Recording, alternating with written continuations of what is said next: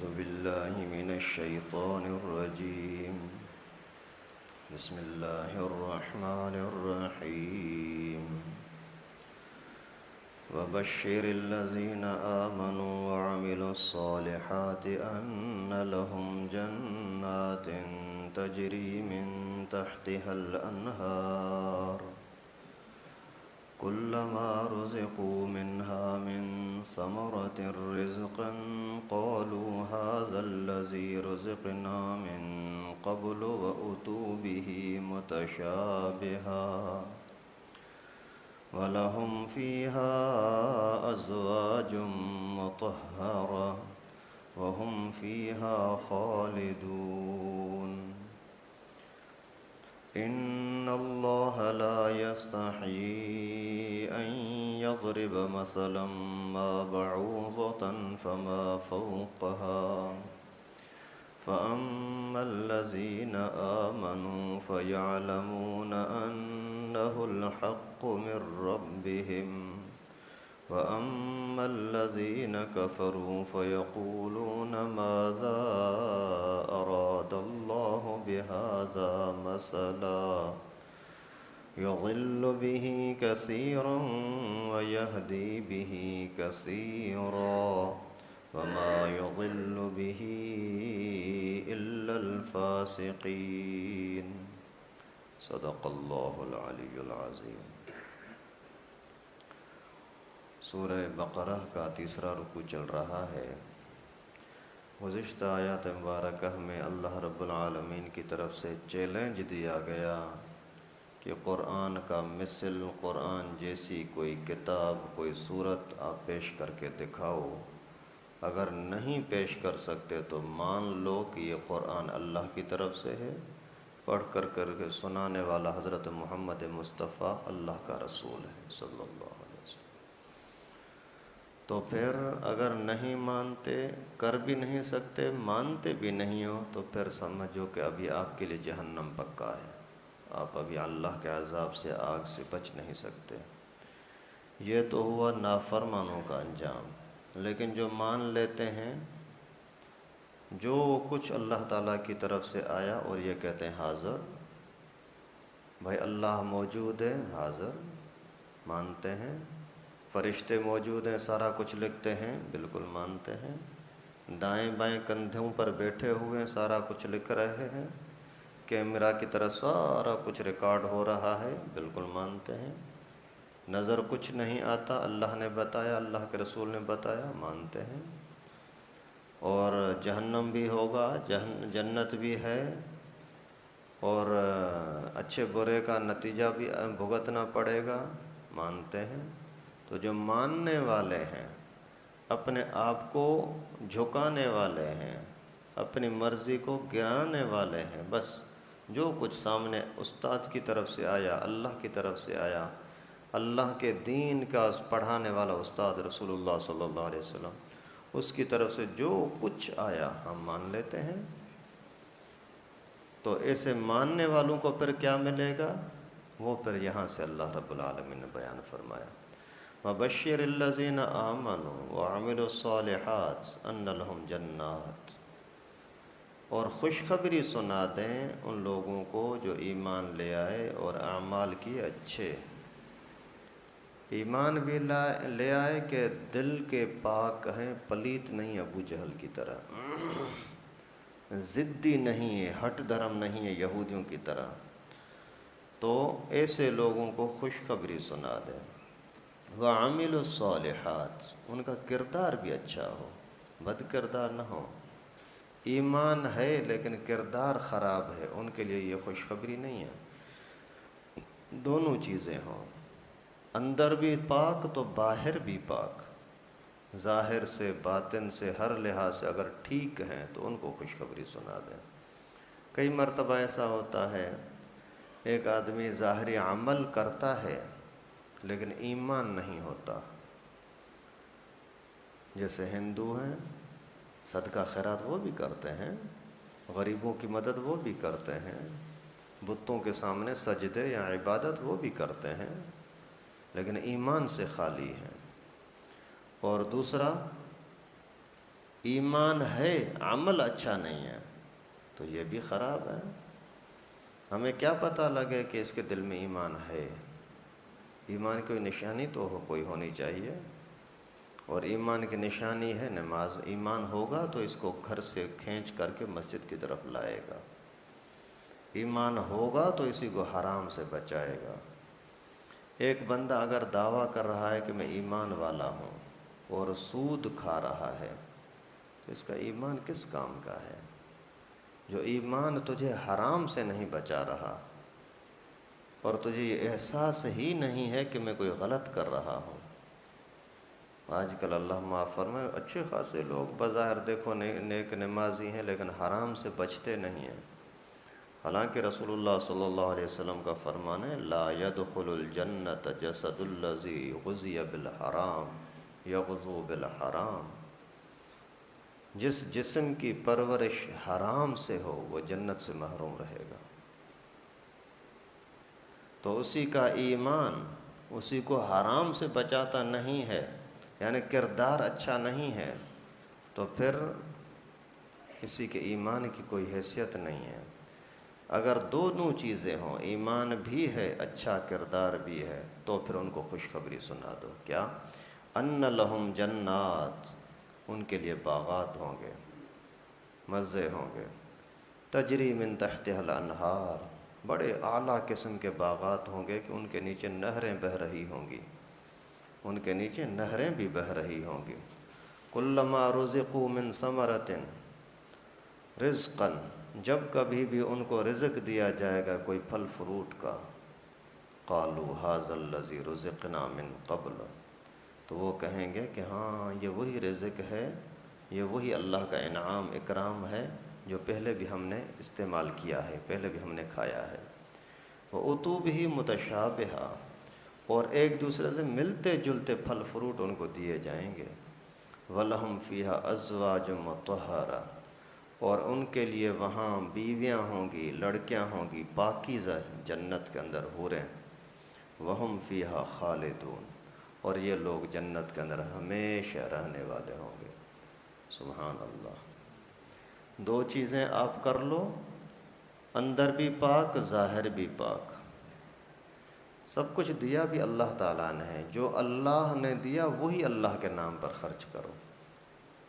آپ کے اوپر اضافی بوجھ نہیں ڈالا جا رہا کہ پیسے نہیں ہیں پھر بھی زکوٰۃ دو، نہیں، طاقت نہیں ہے پھر بھی روزہ رکھو، بیمار ہے تو روزہ بھی معاف ہے، یہ نہیں کہ پیسہ نہیں ہے پھر بھی آپ جاؤ حج کے لیے، نہیں، یعنی اتنا بوجھ آپ کے اوپر نہیں ڈالا جا رہا، جتنی طاقت ہے اتنا کام کرو، اس سے بڑھ کر نہیں۔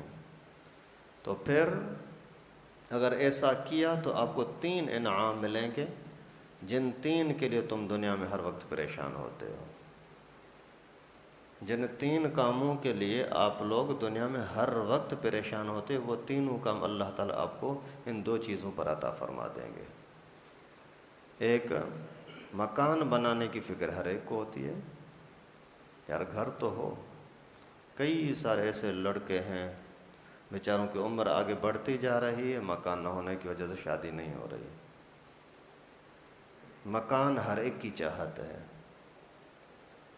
اور کھانا پینا، مزدوری، محنت، آمدن، یہ بھی ہر ایک کی ضرورت ہے، یار کچھ پیسے ہوں گے تو گزارا ہوگا نا، نوکری اچھی ہو، ملازمت اچھی ہو، کاروبار اچھا ہو، پیسہ بہت ہو، یہ ہر ایک کی چاہت ہے، ہر ایک کی۔ کوئی عقل والا انسان ایسا نہیں ہے جو بولے کہ نہیں مجھے کسی چیز کی ضرورت نہیں ہے۔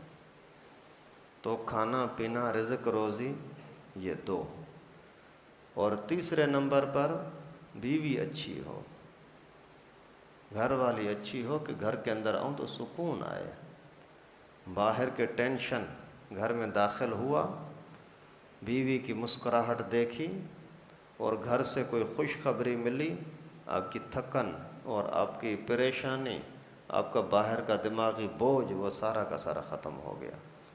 تو یہ 3 چیزیں ہر ایک کی تمنا ہے۔ اللہ رب العالمین نے فرمایا میں تمہیں یہ تینوں چیزیں دوں گا، باغات ملیں گے رہائش کے لیے، بنگلے ملیں گے اعلیٰ قسم کے، سبحان اللہ، محلات جنت، جنت کے محل ملیں گے۔ اور کھانے کے لیے کیا ہوگا؟ اچھا، وہ اس طرح کا خوبصورت حسین ترین وہ محل ہوگا، اس کے اندر جو چاہو گے نعمتیں ہوں گی، جس طرح کا چاہو گے۔ آپ کے خیال میں آیا او میں نے اس طرح کا بنگلہ ہونا چاہیے میرے پاس، اسی ٹائم پر آپ کے خیال کرتے ہی وہ بنگلہ آپ کو مل جائے گا اس طرح کا۔ اور ایسا حسین ہوگا، اس کے اندر نہریں بھی بہہ رہی ہوں گی، دودھ کی نہر، پانی کی نہر، شہد کی نہر، شراب طہور، پاکیزہ شراب جس کے اندر نشہ نہیں ہوگا، ایسی نہر۔ یہ نہریں آپ کے پاس سے گزر رہی ہوں گی، اور اس کے اندر حسین جمیل قسم کے ہیرے لال موتی پڑے ہوں گے، اور اس کے اندر مچھلیاں اعلیٰ عمدہ قسم کی۔ یار اتنی ساری چیزیں ملیں گی، صرف دو کام کرو، ایمان اور اعمال صالحہ۔ اور رزق کے اندر کیا ملے گا؟ وَلَكُمْ فِيهَا مَا تَشْتَهِي أَنفُسُكُمْ، جو چاہو گے ملے گا، جو چاہو گے۔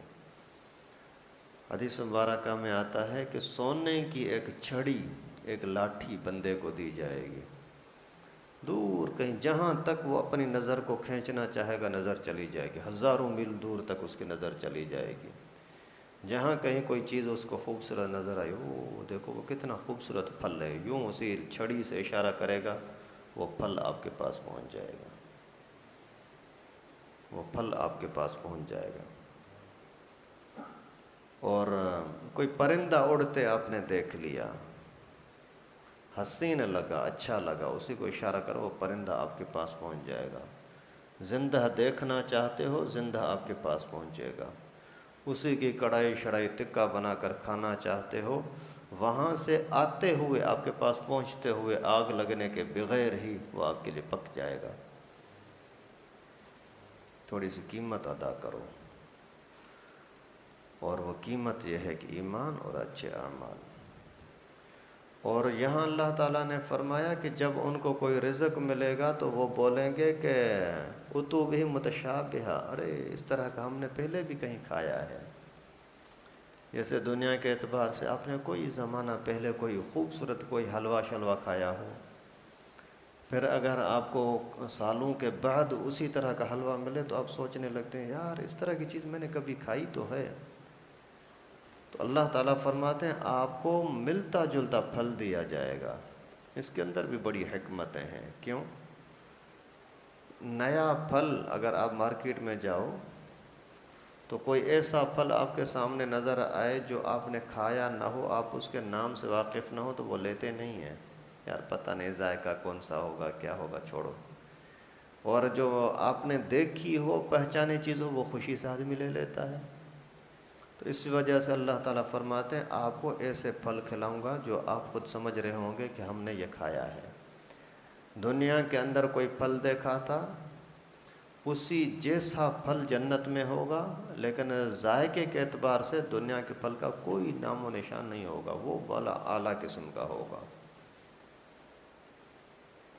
اور جنت کے اندر ایک مرتبہ پھل کھا لیا، پھر جب دوسری مرتبہ پھل کھاؤ گے تو پھر دل میں یہی آئے گا، ارے اس طرح کا پھل تو ہم نے دیکھا ہے، کھایا ہے، لیکن جیسے منہ میں ڈالو گے تو اس کا ذائقہ کوئی اور ہوگا۔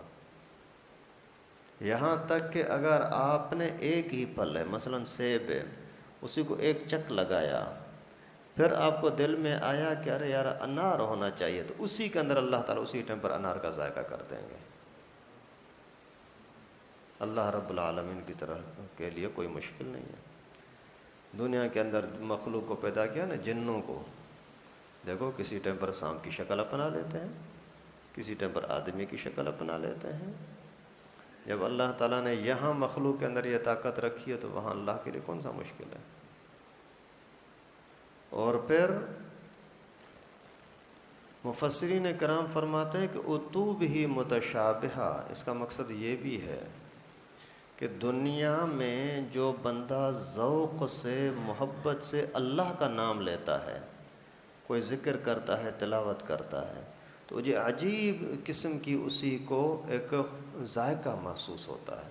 سبحان اللہ کہنے کا عجیب ذائقہ، الحمدللہ کہنے کا عجیب خوبصورت ذائقہ۔ تو پھر جب جنت کے اندر ان کو پھل دیا جائے گا نا، تو وہاں بولے گا یار یہ ذائقہ تو میں نے چکھا ہے، تو پھر سوچے گا ہاں دنیا کے اندر میں نے جو سبحان اللہ پڑھا تھا اسی میں یہ ذائقہ آ رہا تھا۔ اور یہ ایسا ہوتا ہے دنیا کے اندر بھی، لوگ جب ذکر زیادہ کرتے ہیں نا، پہلے تو ذکر صرف زبان سے چلتا ہے، دل کا پتہ ہی نہیں ہوتا کیا کہہ رہا ہے۔ آج کل زیادہ تر یہی ہے، زبان سے بھی لوگ ذکر کہاں کرتے ہیں، غیبت کرتے ہیں، باتیں کرتے ہیں، گپ شپ لگاتے ہیں، لیکن زبان ذکر کے لیے نہیں چلتی، حالانکہ مفت کا ذکر ہے یار۔ اللہ تعالیٰ نے اپنے نام کا ذکر تو اتنا آسان کر دیا ہے کہ ہونٹ چلانے کی بھی ضرورت نہیں پڑتی۔